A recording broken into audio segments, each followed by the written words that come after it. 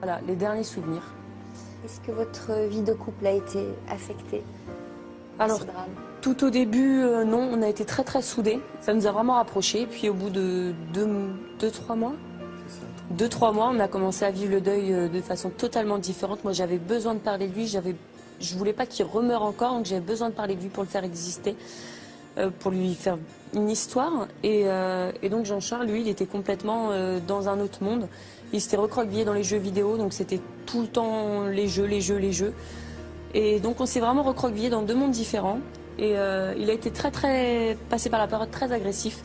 On pouvait rien dire, c'était vraiment sa façon à lui d'être malheureux, je pense. Il rejetait ça vraiment, mais c'était plus supportable. Et moi j'ai commencé à avoir beaucoup d'idées noires à ce moment-là. J'avais envie de le rejoindre, je pense qu'on a toutes pensé à ça, l'envie de...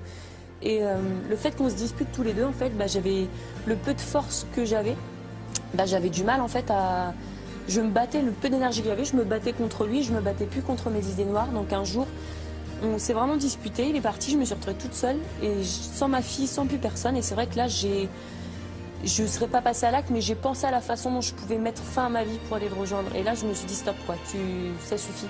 T'as ta fille, elle est là, t'as tout le monde. Et ce qui m'a fait le plus tilt, c'est que ce soir-là, donc j'étais vraiment toute seule, je suis partie au cimetière parce que je voulais le rejoindre. Et là, je me suis effondrée en larmes et je me suis dit, je suis la seule à penser à lui. Quoi.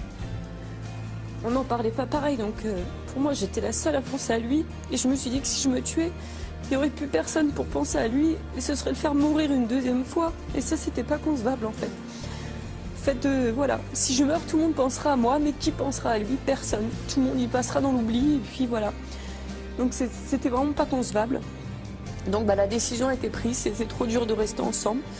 Je voulais pas partir pour lui et pour ma fille. Donc j'ai décidé de faire mes valises et de partir. Donc ça, on s'est quitté quand ça, en octobre. Donc j'ai déménagé, j'ai pris mon appartement. Et voilà, ça a été un peu un électrochoc parce qu'il s'y attendait pas du tout. Il était complètement dans sa bulle, renfermé. Ça vous a fait réagir? Ouais.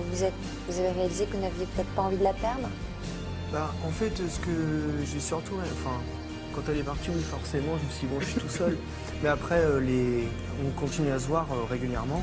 Et pour la petite, et pour parler quand même de notre couple. Et là, c'est là que je me suis aperçu que j'avais intériorisé toute la tristesse de la perte de Bastien. Et que je lui en avais fait baver.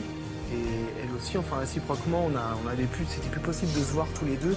Et je pense que pour moi, je pensais à lui, mais quand elle est partie, en fait, je me suis aperçu que c'est elle qui me raccrochait plutôt à lui et que quand elle est partie, il n'y avait plus que moi pour penser à lui. Comme elle dit, elle a croyé qu'elle était toute seule et que si elle partait, il n'y aurait plus personne pour penser à lui. En fait, c'est là que j'ai compris, moi, en fait. Je me suis dit, je pense à lui, alors que je pensais tous les jours à lui, mais là, ça m'a vraiment réveillé, quoi. Et alors aujourd'hui, vous en êtes où puisque vous êtes là tous les deux? Alors aujourd'hui, on s'est beaucoup vu pour la petite, énormément, puisque on a fait la garde alternée et puis au final, ça faisait mal au cœur de ne pas assister à son coucher. Donc en fait, on mangeait l'un, on attendait que l'autre de la petite se couche pour rentrer. Puis au fur et à mesure du temps, on rentrait plus beaucoup. On passait pas mal de temps à parler. Puis au fil du temps, on a passé les fêtes de Noël ensemble. Et les fêtes de Noël, ça a été très dur parce qu'on avait annoncé à toute la famille à Noël que l'année prochaine, on serait 4.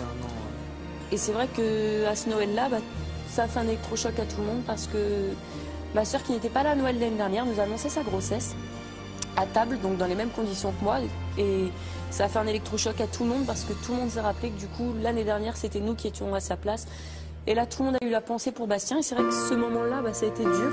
Et je pense que ça nous a rapprochés énormément. Et donc, depuis Noël, on s'est remis ensemble tout doucement, tout naturellement.